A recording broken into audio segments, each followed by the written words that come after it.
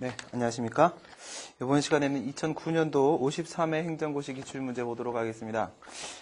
이번에 풀 문제는 위법성 판단 기준시와 관련된 문제입니다.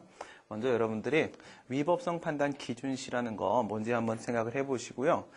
위법성 판단시하고 비교를 한번 해보시기 바랍니다. 그와 같은 처분이 위법한지 여부에 대한 법원의 판단시는 당연히 판결시가 되겠죠. 그런데 그것 말고 그 처분이 위법한지에 대한 판단을 하는 기준시가 언제가 되느냐 이런 문제입니다. 위법성 판단시와 위법성 판단 기준시 구별해 주시기 바라겠고요. 오늘 논의하려고 하는 것은 위법성 판단 기준시에 대한 문제입니다. 위법성 판단 기준시라는 것은 언제적에 존재하고 있는 그 사실 상태와 법령 상태를 기준으로 해서 그 처분이 위법한지 여부를 판단할 것인지에 대한 문제를 말하는 것인데요. 여기서 비교가 되는 시점은 세 가지가 있습니다. 제일 먼저는 신청시가 있겠고요. 그 다음 두 번째 처분시가 있겠고, 그 다음 세 번째 판결시가 있겠고, 이렇게 세 가지가 있습니다. 그런데 수익적 처분이든 침익적 처분이든 처분시와 판결시의 구도는 둘 다 존재할 수가 있어요. 그렇죠? 수익적 처분도 마찬가지고 침익적 처분도 마찬가지예요. 그런데 그 처분이 위법하다라고 주장을 할 때 제3자효 행정행위인 경우에 있어서는 수익적 처분 그 자체를 다툴 수도 있겠지만 그것이 아닌 경우라고 한다면 수익적 처분에 대한 문제는 거부 처분이 그 개정 처분이 될 수 있을 것입니다. 어쨌든 정리를 해보게 되면 수익적 처분하고 침익적 처분 모두 다 처분시와 판결시의 대립구도는 존재할 수 있어요. 그런데 앞에 맨 처음에 있었던 그 신청시 있잖아요. 신청시는 수익적 처분에 대한 신청을 전제로 하는 것이기 때문에 이것은 수익적 처분만을 대상으로 하게 됩니다. 이렇게 한번 보도록 할게요. 위법성 판단 기준시에 대한 문제는 처분시하고 판결시의 대립구도를 먼저 우리가 살펴보게 되고요. 이것이 1단계 검토사항이 될 것입니다. 이와 같은 처분시와 판결시 언제를 기준으로 해서 처분의 위법 여부를 판단할 것인가에 대한 문제는 수익적 처분도 침익적 처분도 모두 다 논의가 될 수 있습니다. 여기서 처분시와 판결시 중에서 통설 판례의 입장은 무엇이죠? 처분시를 기준으로 해서 그 처분의 위법 여부를 판단해야 된다 이거죠. 그러면 그 처분시를 데리고 이렇게 옵니다. 이렇게 데리고 와 보시게 되면은 2단계 검토사항으로서 여기에 있는 신청시하고 처분시의 대립구도가 다시 등장을 하게 돼요. 그런데 여기에는 신청시가 포함되어 있고요. 신청은 수익적 처분을 신청하는 것이기 때문에 이거는 오직 무엇이다? 수익적 처분에 있어서만 이와 같은 논의가 이루어진다는 것 또 여러분들이 한번 확인을 해 주실 필요가 있겠습니다. 지금 문제는 여기에 대한 문제예요. 신청시하고 처분시하고 어디를 기준으로 해서 그 거부 처분의 위법 여부를 판단해야 될 것인가 문제인데 거부 처분에 대한 문제이기 때문에 수익적 처분을 전제로 하고 있죠. 그러니까 이쪽에 문제가 출제가 될 수 있는 거예요. 하지만 여러분들 이런 질문을 하는 학생들이 있었어요. 이게 2009년도 문제죠. 2009년도에 시험을 보고 나서 학생들이 와가지고 선생님, 여기서 건축허가를 신청했던 시점하고 그 다음에 거부 처분이 나온 시점하고 즉 처분시하고 신청시하고 신청시하고 처분시하고의 문제를 묻고 있어요. 그런데 처분시하고 판결시에 대한 논의도 꼭 해야 되는 것인가요? 이거 빠뜨리면 안 돼요? 라고 질문을 하는 학생이 있었습니다.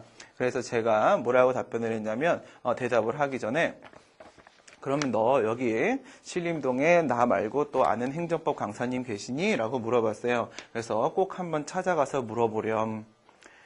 제가 이제 해설을 할 때 여기에는 이 처분시하고 판결시에 대한 논의를 먼저 끌어낸 다음에 처분시가 맞다라고 처리를 하고 나서 그 다음에 일로 넘어가서 다시 신청시하고 처분시를 비교를 해가지고 지금 상황에서는 처분시가 맞다. 그래서 거부처분 시점을 기준으로 위법성 여부를 판단해야 된다. 이렇게 얘기를 했더니 이 앞에 있던 이 부분을 생략을 하고 싶었던 거죠.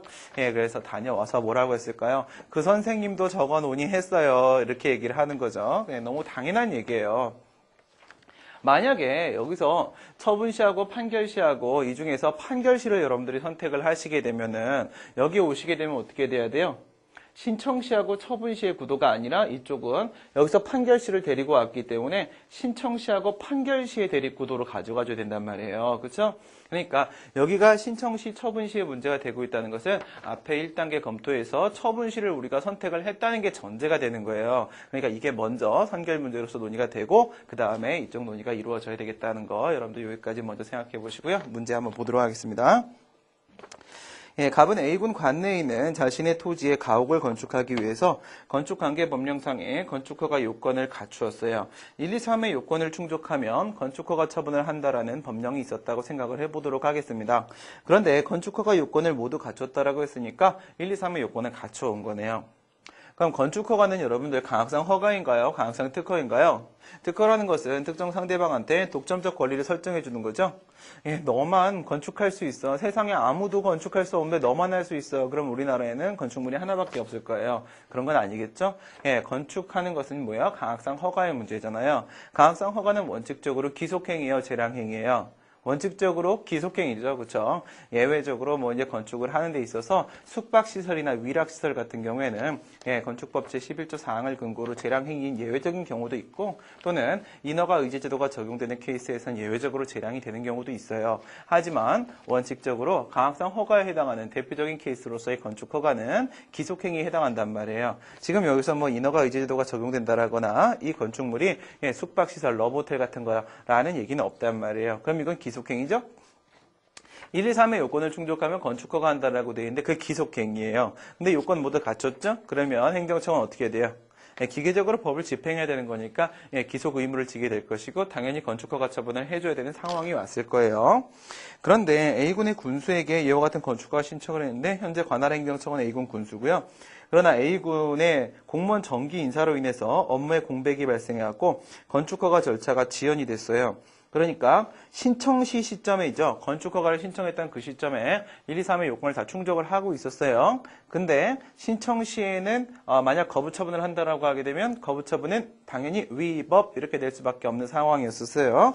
그런데 건축허가라는 이 처분 절차가 지연이 됐어요. 처리 기간이 지연이 되고 하는 사이에 중간에 건축관계법령이 개정돼서 시행이 되고 말았어요. 시행까지 된 거예요. 이제 적용시킬 수 있는 상황이 왔죠.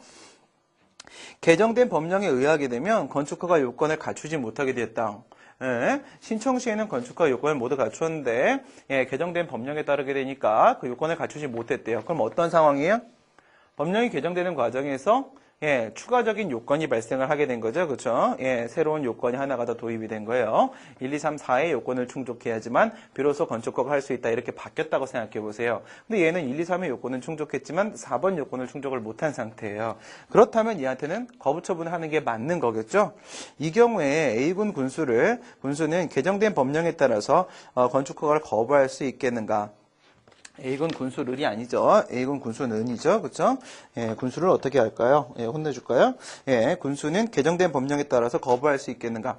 만약에 개정된 법령에 따라 거부할 수 없다라는 것은요. 위법성 판단 기준시는 처분의 법령 적용 시점은 신청시가 된다라는 게 되는 거고요. 이게 이렇게 해서 거부할 수 있다라는 것은 처분 시 개정된 법령을 고려할 수 있다는 거예요. 이 문제는 무슨 문제다? 위법성 판단 기준시 문제다. 위법성 판단시 아니라고 했어요. 위법성 판단 기준시 문제다라는 거죠. 그러면 위법성 판단 기준시와 관련돼서 출제될 수 있는 경우의 수를 우리가 한번 나눠서 살펴보도록 하겠습니다. 전부 하면 너무 많아지니까 조금 줄였어요. 여기 한번 보세요.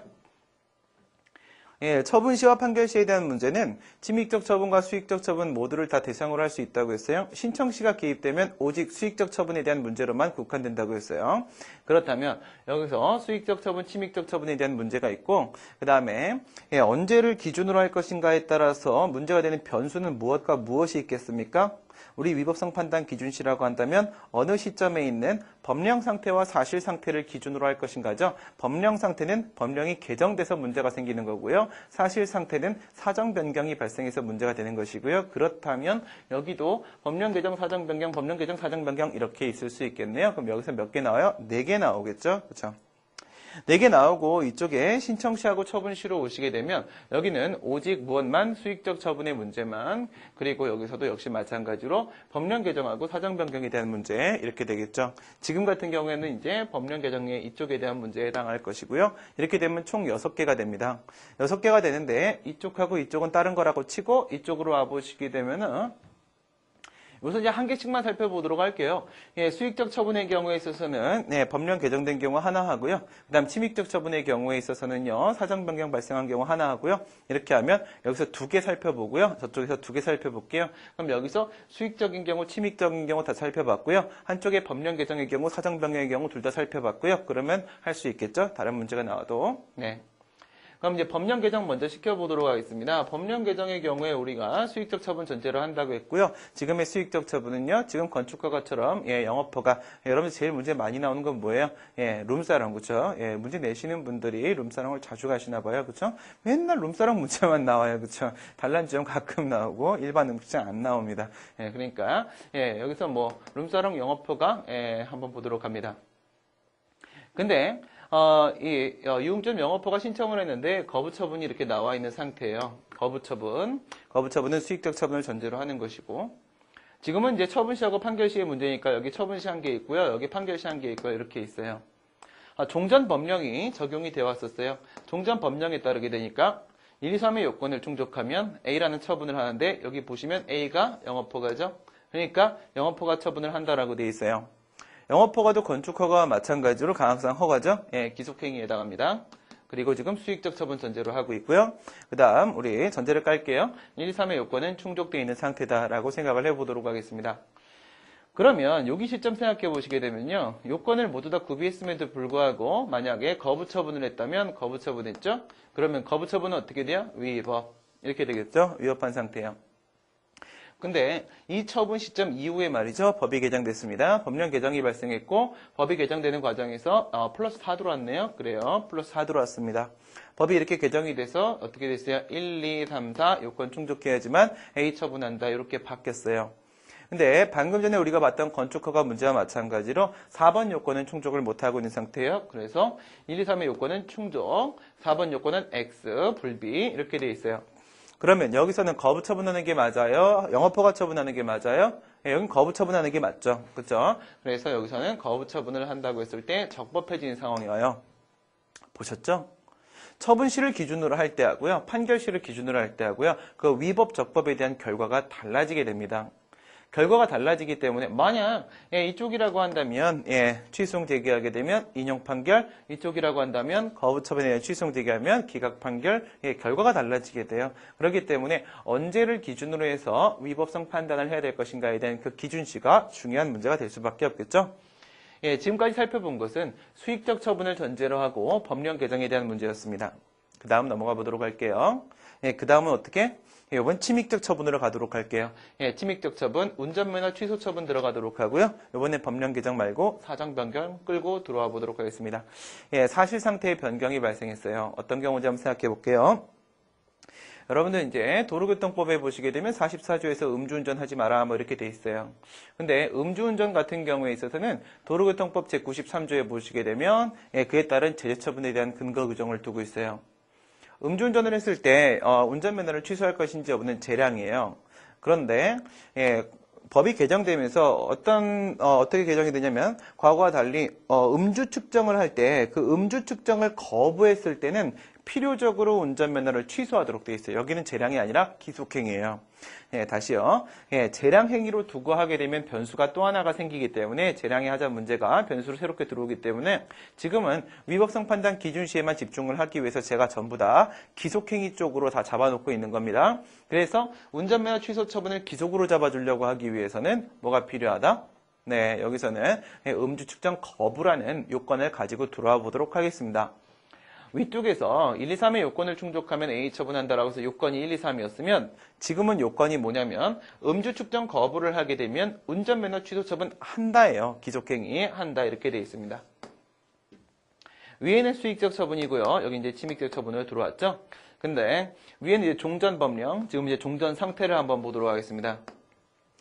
사정 변경이 발생하기 전에 종전 상태를 보니까 갑은 음주 측정 거부 같은 건 한 적이 없었던 거예요. 음주 측정 거부한 적이 없습니다. 그러면 이 처분시를 기준으로 보시게 되면 음주 측정 거부한 적이 없어요. 불비, 그렇죠? 음주 측정 거부한 적이 없으니까 운전면허 취소 처분을 하게 된다면 이 같은 제재 처분, 운전면허 취소 처분은 위법한가요? 적법한가요? 음주 측정 거부한 적이 없죠. 근데 왜 갑자기 운전면허 취소를 해요? 말도 안 되는 짓이죠. 그렇기 때문에 이건 위법 이렇게 돼요. 근데 이렇게 운전면허 취소 처분을 한 다음에 여기에 대해서 이 친구가 지금 장난해? 이래갖고 운전면허 취소 처분에 대한 취소를 제기했어요. 물론 이 운전면허 취소 처분은 도로교통법상 처분이기 때문에 행정심판을 반드시 거쳐야 되는 건데 거쳤다고 치겠습니다. 예, 그리고 취소를 제기했는데 지금 장난하는 겁니까? 라고 하면서 아이 더러워 진짜 내가 아유 내가 측정 한번 해봐라 내가 다 거부한다. 안 그래도 운전면허 취소됐는데 뭐 이러고 돌아다녀요. 예, 운전면허 취소했으니까 운전하면 안 되죠? 운전도 막해. 예, 그리고 음주측정 다 거부해. 예, 음주측정 거부. 새로운 사정 변경이 발생했어요. 그러면 여기 판결시를 기준으로 해보게 되면 음주측정 거부라는 행위가 존재합니까? 여기를 기준으로 하니까 존재하네요. 그죠? 그래서 법이 여기서 사정 변경이 이렇게 발생을 했는데 이제는 음주측정 거부 사실이 존재하니까 이게 충족이 돼요. 그러면 이거 기속행위이기 때문에 운전면허 취소하는 것은 당연히 적법 이렇게 됩니다. 다시 보시면 처분시하고 판결시 기준으로 봤을 때 운전면허 취소가 전자는 처분시 기준으로 하면 위법, 판결시 기준으로 하면 적법 역시 마찬가지로 어디를 기준으로 하는 것인지에 따라서 그 위법, 적법 여부가 달라지는 것을 여러분들이 확인해 볼 수 있습니다. 그렇다면은 우리는 처분시를 기준으로 하는 게 맞을까요? 아니면 판결시를 기준으로 하는 것이 맞을까요?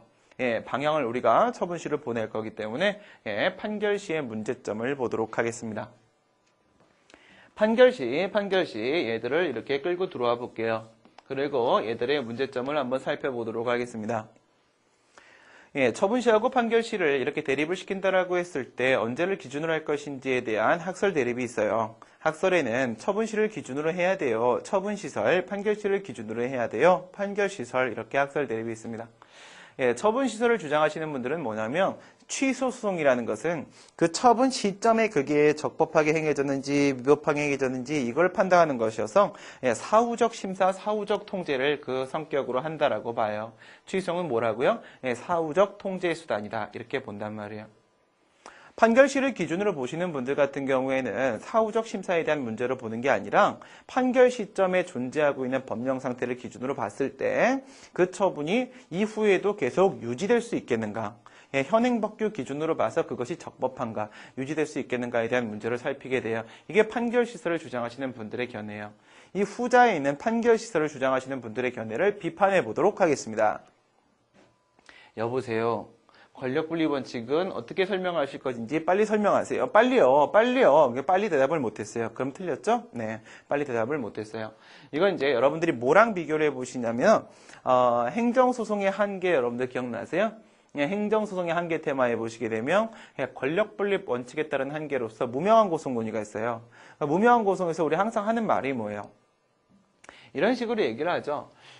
입법부가 법을 만들어요. 입법부가 법을 만들면 행정부가 그 법을 적용 집행을 하게 되고 그 행정부의 법 집행이 적법한 것인지에 대해서 사법부가 심사를 하게 되죠. 그러니까 순서를 어떻게 잡아야 된다고요? 입법부가 법을 제정을 하게 되면 먼저 이렇게 해서 보내. 그럼 행정부가 그것을 집행을 해서 그에 대해서 사법부가 심사해 이렇게 되는 건데 의무이행 소송이나 예방적 부작위 소송 같은 무명한 고소송, 즉 사전 소송을 인정을 해버리게 되면은 행정부가 아직까지 입법부가 만든 법에 대해서 판단을 해보지 않은 상태에서 바로 어떻게 들어간다는 거예요? 바로 사법부가 그에 대한 판단을 들어가겠다 이렇게 들어가는 거거든요.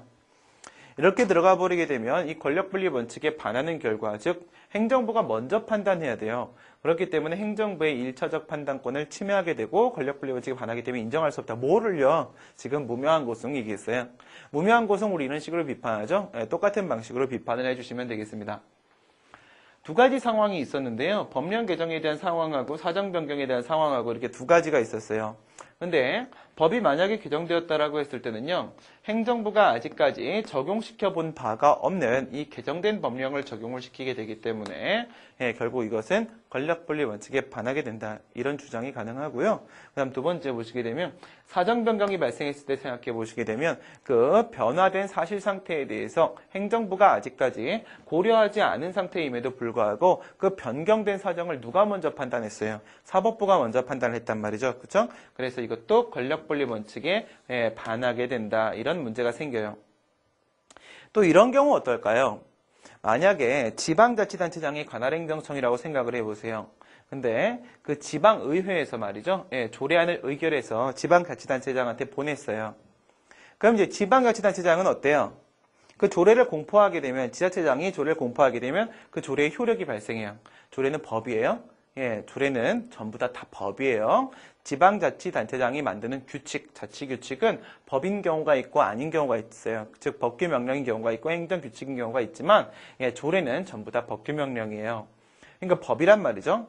근데 지자체장은 알고 있죠. 이제 어떤 내용의 조례가 시행될 것이라는 것 알고 있단 말이에요. 그죠?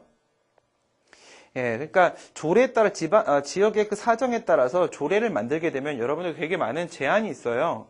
뭐 예를 들어서 저기 전주 같은 데 가보면요. 한옥마을이라는 게 있어요. 한옥마을이 있는데 그 한옥마을은요.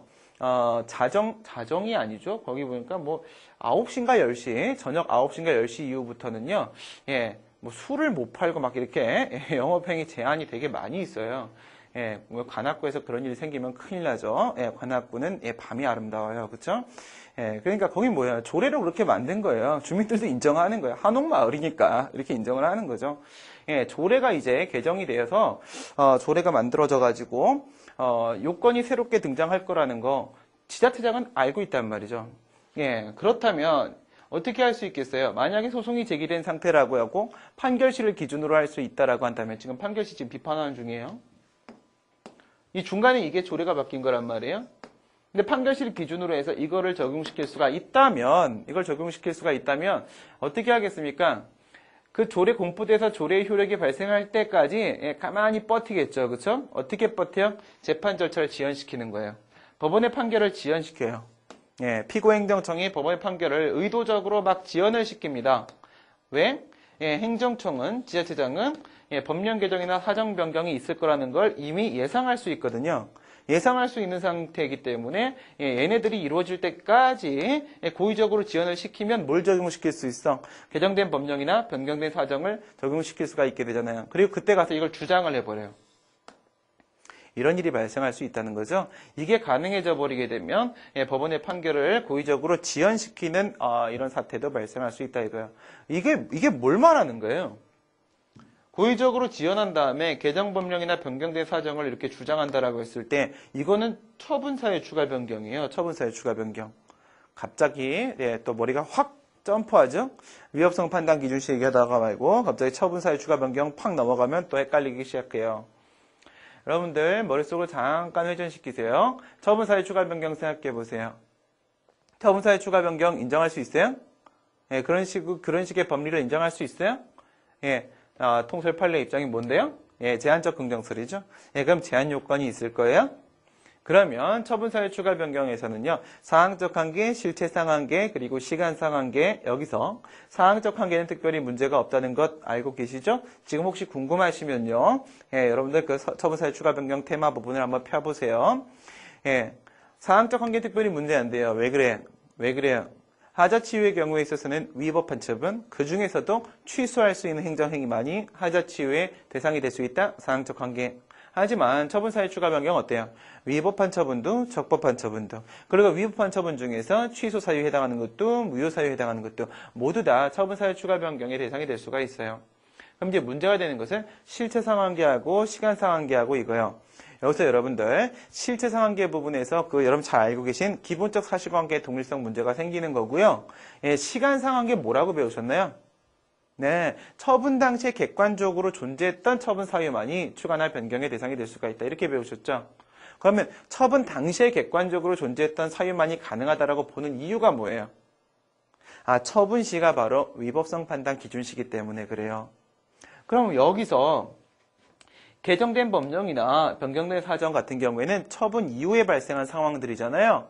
그럼 방금 제가 말씀드린 대로 처분 당시에 객관적으로 존재했던 사정이라고 하게 되면 얘들은 이 처분 사유 추가 변경의 대상이 될 수가 없는 게 맞죠? 하지만 지금 우리는 뭘 기준으로 왔어요? 위법성 판단 기준시가 처분시기 때문에 처분 당시에 객관적으로 존재된다고 했는데 지금 우리가 기준을 삼고 온 것은 바로 판결시예요.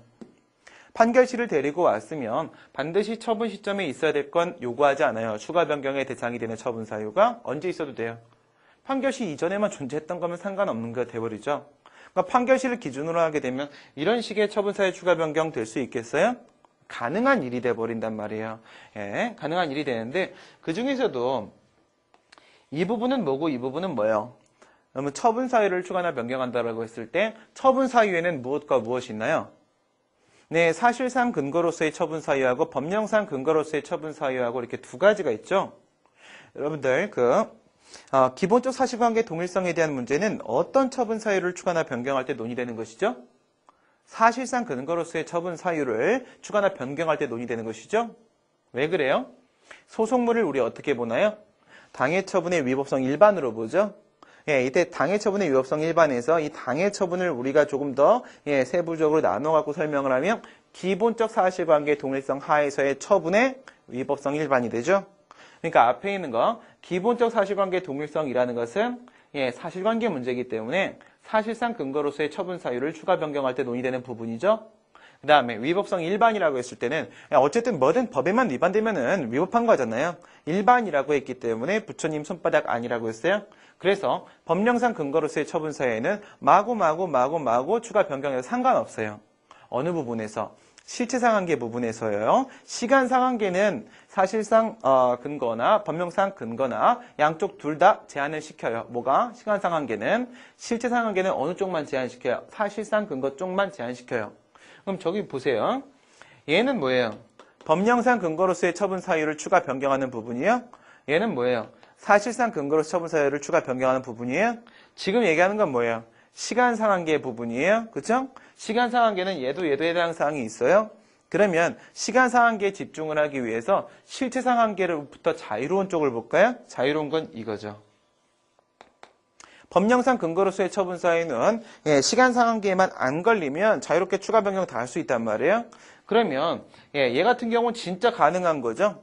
판결시를 기준으로 본다라고 했을 때 시간상 한계까지도 자유로워져 버린단 말이에요. 그렇겠죠? 조금 어려웠어요? 좀 어려웠으면 처분사유 추가 변경을 다시 한번 피고 확인을 해주시고요. 조금 어려웠으면 지금 제가 설명드린 이 부분만 한 10번 정도 반복해 보세요. 그럼 잠이 오실 거예요. 그래서 이런 경우까지 생각을 하시게 되면 판결시를 기준으로 하는데 문제가 많다는 걸 알 수 있겠죠? 반박 들어오시면 제가 다시 반박하겠습니다. 반박은 합계협학원 사이트에 올려주세요. 아니 솔직히 저도 이게 국민의 권익구제에 유익하다는 거 알아요. 아는데 신촌 쪽에서 배우신 분들 이거 주장하실 거라는 거 저도 예상하고 있습니다.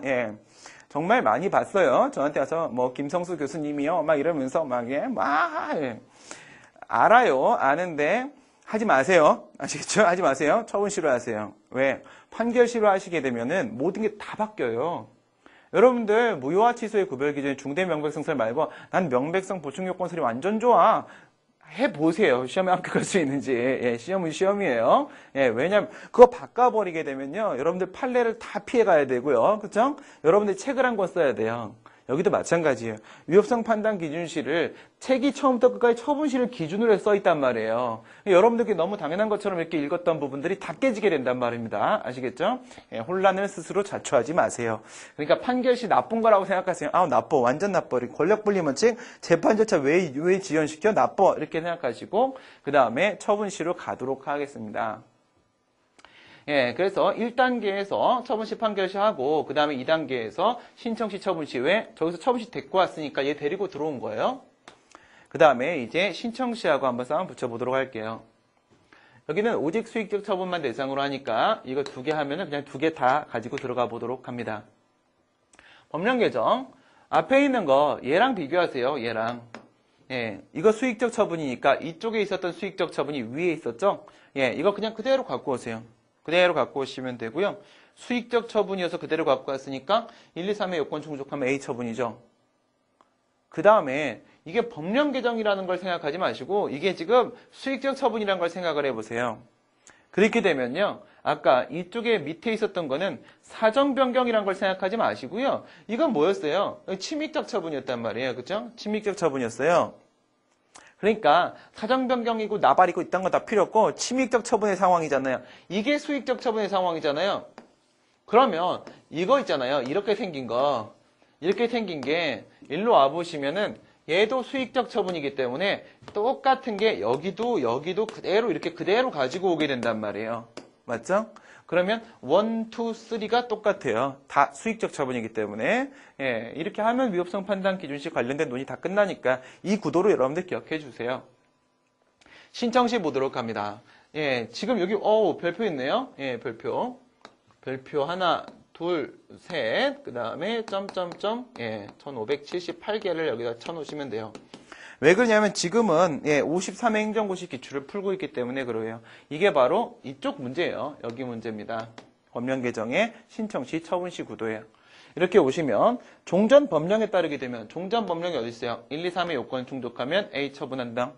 예, 지금 우리 여기서 영업허가를 잡고 들어왔어요. 잡고 들어온 이유는 여기가 영업허가였었기 때문에 여기를 영업허가를 데리고 와야지 여러분들이 괜한 변수 차이로 인한 머리 혼란스러움을 피할 수 있어서 똑같이 갖고 왔지만 여기는 건축허가잖아요, 문제가. 그러니까 건축허가 여기다 그냥 집어넣으시면 돼요. 건축허가 1, 2, 3의 요건을 충족하면 건축허가 한다. 건축허가도 기속, 영업허가도 기속 이렇게 돼 있습니다. 그럼 여기서 거부 처분하게 되면 어떻게 돼요? 위법. 예. 근데 중간에 법이 개정됐어요. 4번이 들어왔어요. 그래서 1, 2, 3, 4의 요건을 충족해야지만 건축허가 이건 충족되고 이건 불비되고 그렇기 때문에 거부처분은 적법 eng 똑같죠? 뭐가 똑같아요? 앞에 있는 것 같은 경우에는요. 다 똑같은데 이건 신경 쓰지 마세요. 얘는 신경 쓰지 마세요. 왜? 중간에 취소이 들어와 있는 이유는 이게 판결시라는 얘기를 하기 위해서는 중간에 소재기가 있어야 되니까 그냥 집어넣은 것밖에 없어요. 신경 쓰지 마시고 여기는 뭐로 돼 있어요? 처분시하고 판결시, 그쵸? 처분시하고 판결시 이렇게 되어 있는데 다른 내용은 다 똑같은 거예요. 그대로 갖고 오셔가지고 저기 있었던 처분시하고 판결시를 여기서 신청시하고 처분시 이렇게만 가지고 와서 비교해 주시면 똑같아지는 거예요. 저거랑. 예, 그러니까 여기도 뭐야? 결과가 달라지죠. 사정 변경 보도록 합니다. 여기서는 플러스 4번의 요건에 대한 게 새롭게 법이 개정 도입되고 여기 사정 변경에 따라서 마이너스 3, 즉 3번 요건이 원래는 충족이 돼 있다가 지금은 충족이 못 되는 상황으로 바뀌었다. 후퇴하 있다. 이렇게 생각하시면 돼요. 종전 상태에 따르게 되면 1, 2, 3의 요건을 충족하게 법 바뀐 거 아니니까 여기도 1, 2, 3이에요. 그쵸? 여기도 1, 2, 3이고 그래서 여기 모두 충족되어 있었으니까 이거 거부 처분하게 되면 위법 이렇게 되는데 여기서 사정 변경 때문에 이게 충족이 안 된 상황이 왔으니까 이때는 거부 처분하는 게 맞죠. 이렇게 돼요. 그쵸? 그래서 또 역시 마찬가지로 서로 달라져요. 신청시를 기준으로 하느냐 처분시를 기준으로 하느냐에 따라서 결과가 달라지니까 신청시냐 처분시냐 우리가 어느 거 하나 선택해야겠죠. 그런 문제 생겼습니다.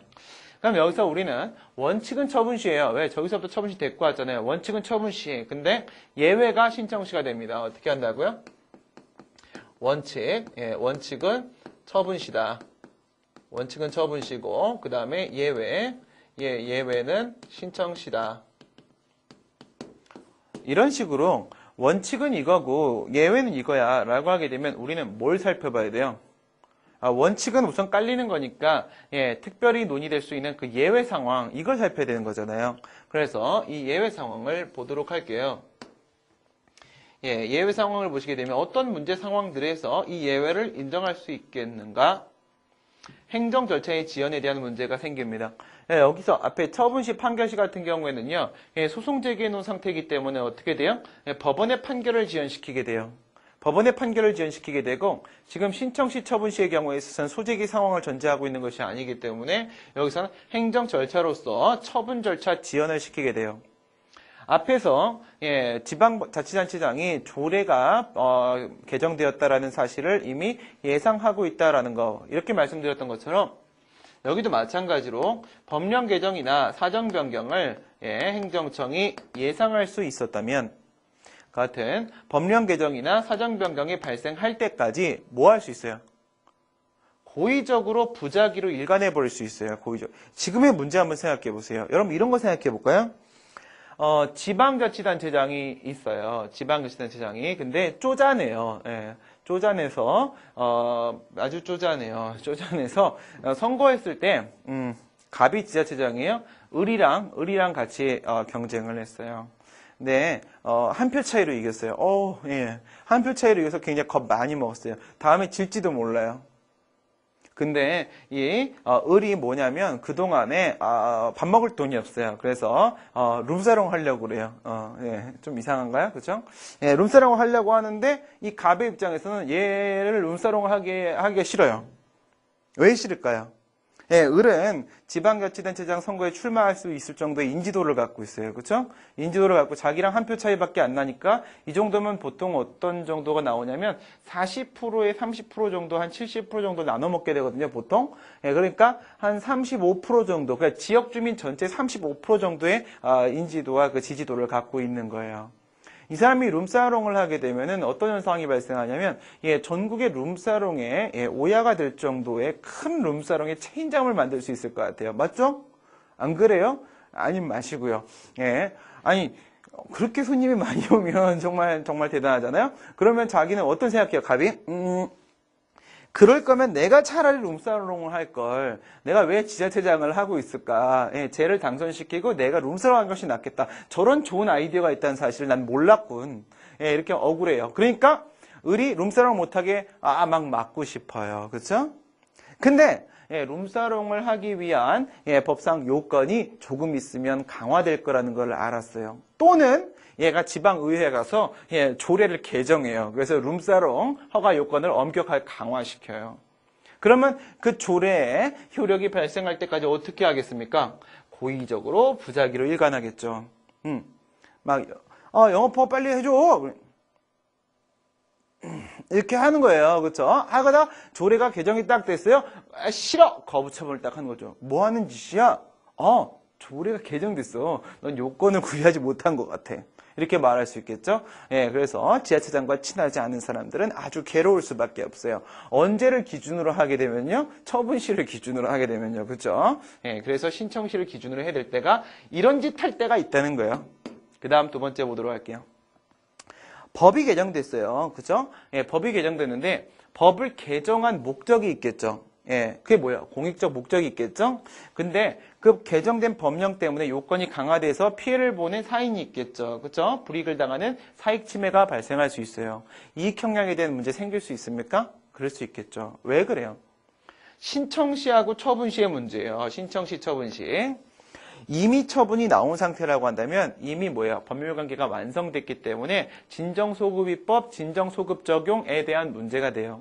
하지만 신청시와 처분시 사이면 아직까지 처분이 나오기 전이기 때문에요. 예, 아직까지 완성되지 않은 법률관계에다가 개정법령을 적용시키는 거니까 이것은 부진정소급 적용에 대한 문제가 돼요. 그러면 부진정소급 입법이든 부진정소급 적용이든 이것들은 뭐예요? 사실은 소급 입법도 아니고 소급 적용도 아니에요. 그렇죠? 원칙적으로 가능해요. 가능한데 다만 뭐를 고려해야 돼요? 이걸 고려해야 되죠. 얘의 신뢰 이익. 원래 국법에 대한 신뢰 이익을 고려를 해야 되기 때문에 이걸 형량을 해줘야 되는데 이런 경우가 있을 수 있겠죠. 구체적 사안에 따라서 얘가 정말 큰 경우가 있을 수 있어요. 이런 경우에는 개정법령의 적용을 제한시킬 수밖에 없습니다. 그래서 이 두 가지 상황의 경우에서 어떻게 한다고요? 예외적으로 신청시를 적용시키고 나머지는 처분시 적용시키는 게 맞다고요. 그럼 지금 문제를 한번 보도록 할게요. 결론만 먼저 한번 도출을 시켜보시게 되면은 여기서 뭐 소재기했다 뭐 이런 말도 없고요. 그렇죠? 우선 처분시 판결시는 간단하게 논의하고 나서 처분시를 데리고 이렇게 와요. 그럼 일로 왔는데 일로 온 상황에서 여러분들 이쪽과 이쪽에 대한 문제를 이제 둘 다 고려를 해 주시는데요.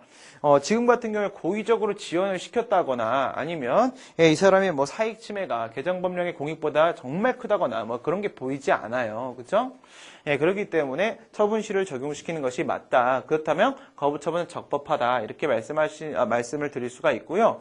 근데 이 문제를 풀 때도 이거 사람에 따라 달라지는 거니까요. 어떤 분들은 이렇게 얘기를 하세요. 지금 이렇게 정기 인사 과정에서 업무 공백 때문에 지연이 됐다라고 했을 때 이것 때문에 사인이 불이익을 당하게 되면 너무 억울하지 않느냐 해서 신청시를 적용시키자라고 얘기하시는 분들도 계신데요. 하지만 저는 이제 어떻게 말씀을 드리고 싶으시냐면 지금 상황에서 특별히 사익이 엄청나게 크다는 말이 없기 때문에 그렇게 적용을 시키고 싶다면 경우의 수를 나누는 정도로 처리를 하시는 게 맞겠고 현재 주어진 단서만 갖고는 사익이 더 큰지 공익이 더 큰지 판단하기 힘든 상태다. 이렇게밖에 말씀드릴 수가 없어요. 이거는 지극히 예외적으로 적용을 시키는 것이기 때문에 고의적 지연이 아니므로 그래서 여기서는 처분시를 기준으로 하는 것이 좋겠다 이렇게 결론 내리시면 되겠고요. 간단한 문제니까 이번 문제는 답안까지 한 번에 같이 보도록 하겠습니다.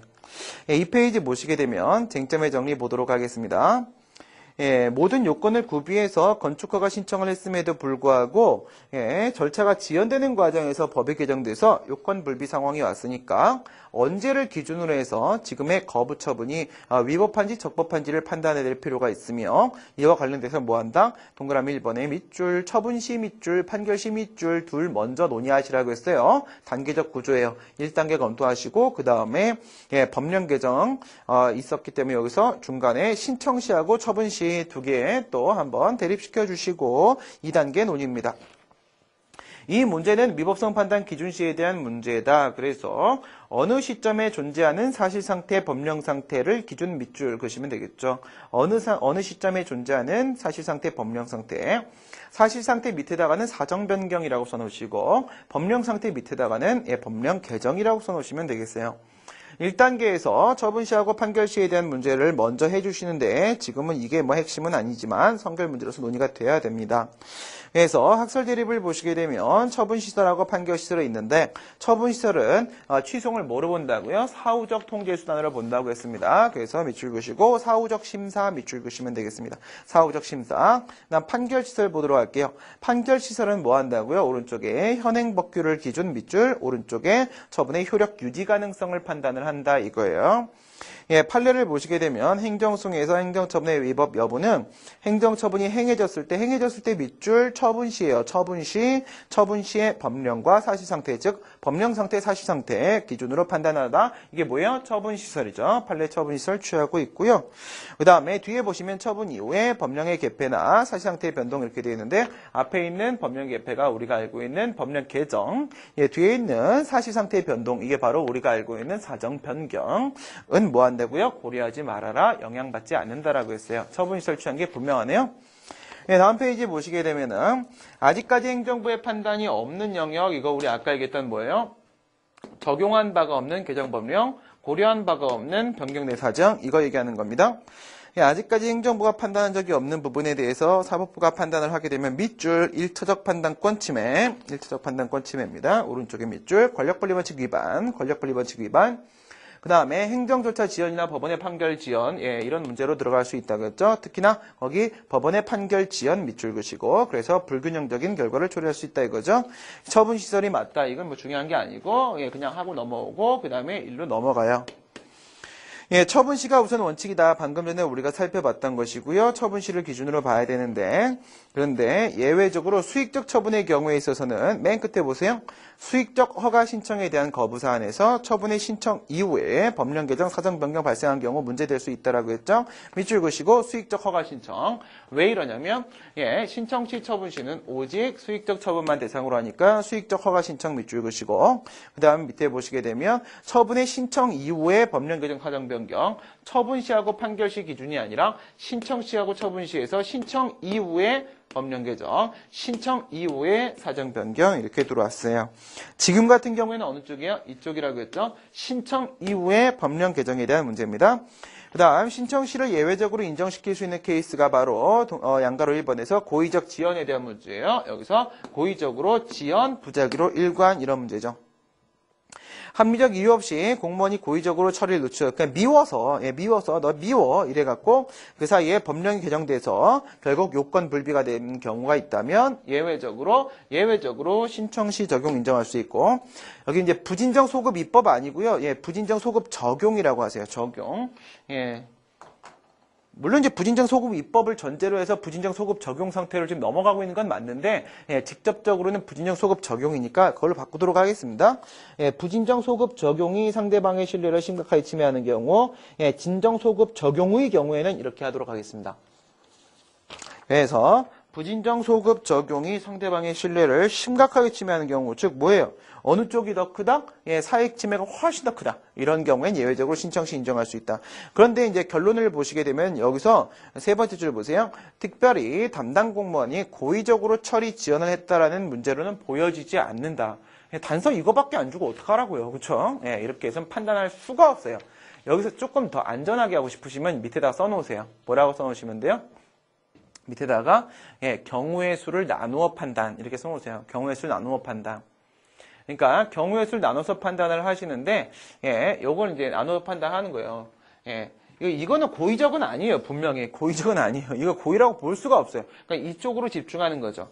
그러니까 여러분들이 이제 여기서 조금 더 자세히 들어가서 조금 더 안전하게 답안을 쓰시려고 하게 되면 고의적으로 지어냈다라고는 보여지지 않기 때문에 여기까지만 보면 처분식 기준으로 하는 게 맞고, 근데 일로 왔다고 봤을 때 얘가 얘보다 크면, 얘가 더 크면은 처분식 기준으로 하는 게 맞고, 얘가 얘보다 크면은 그때는 신청시를 기준으로 하는 게 맞겠다라고 해서 이 두 번째 상황에서 경우의 수를 나눠가지고 여러분들이 좀 언급을 해주시면 그러면 조금 더 안전한 답안이 될 수 있을지도 모르겠다라는 생각이 듭니다. 이 문제는 뭐 사실 배점도 20점밖에 안 되고, 그쵸? 그리고 위법성 판단 기준시 밖에는 논점이 없었어요. 그래서 간단한 문제였었습니다. 지금까지 53회 행정고시 기출문제 함께 살펴보았습니다. 수고들 많이 하셨습니다. 수고하셨습니다.